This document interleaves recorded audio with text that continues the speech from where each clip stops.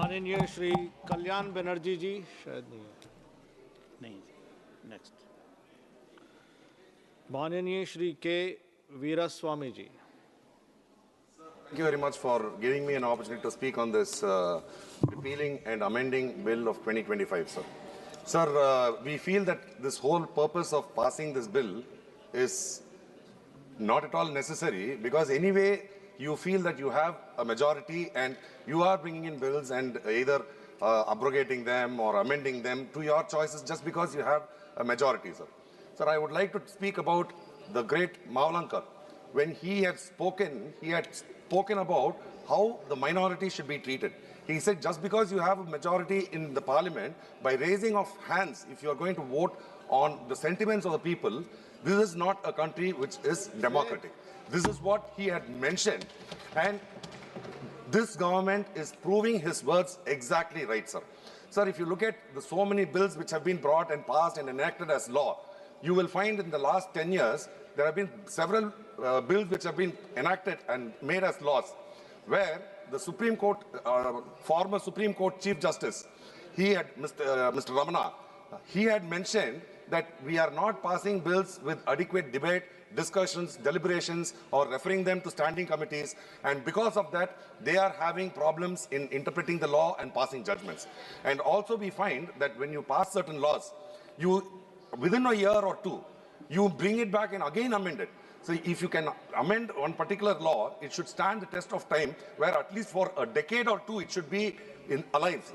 But you are bringing in amendments which are again re-amended within a couple of years, shows that this government does not have a clue about the direction in which they are traveling, sir. Sir, to talk about the laws which have been brought in, which has been against the people, anti-democratic, anti-people, the farm laws is one standing example, sir.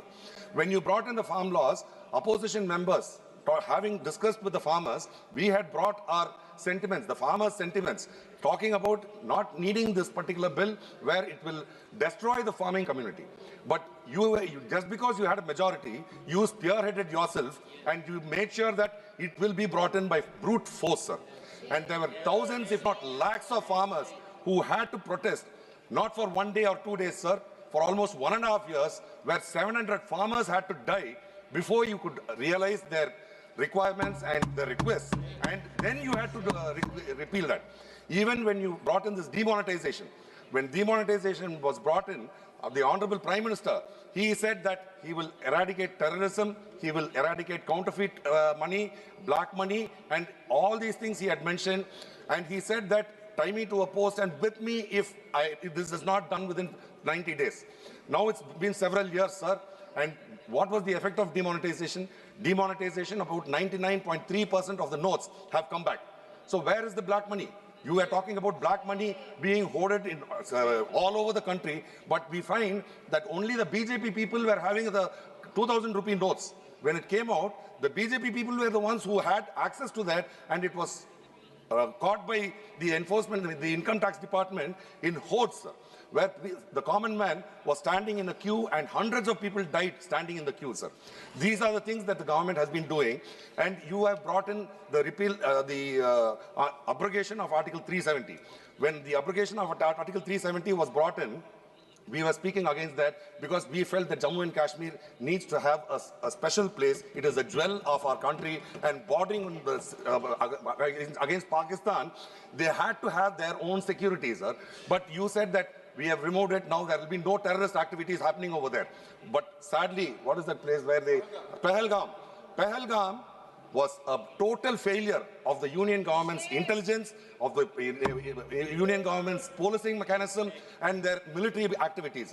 It is a blatant failure of this government where 5 terrorists were able to come not 1 or 2 kilometers, hundreds of kilometers deep into the heart of Pakistan and kill several tourists, about 27 of them, sir. And in response to that, when we wanted to have a negotiation, unilaterally you decided that we are going to go against a war. We did not know what was the objective of that war, why you went for that war. We did not know what was the ultimate aim of that war. The only question we asked was, 27 people were murdered by terrorists. What happened to those 5 terrorists? Please speak None on of the them subject. spoke about that. Sir, Please this speak on the is a bill, the abrogation of Article 370. After that, this is what has happened. So I'm talking about you bringing in, repealing, amending, all these things. Anyway, you're doing it on your own just because you have a brute majority. I request the union government to at least listen to the opposition, have discussions and deliberations. Even now, you are bringing in some laws where the names we can't even understand, sir. Be it the Bharatiya Nyay Sammiti or something. That one, and today now we are even changing that education bill. There is a bill which I was not even able to something. Sabji. So I am not even able to understand these words. So I request that the government make sure that when they are bringing in a bill, make it in English so that the whole country can understand it, and where you do not try to push Hindi down our throats, saying these are the names of bills, we have to say those names. With these words, I oppose this bill and hope that the union government will take credibility of these words, sir. Thank you.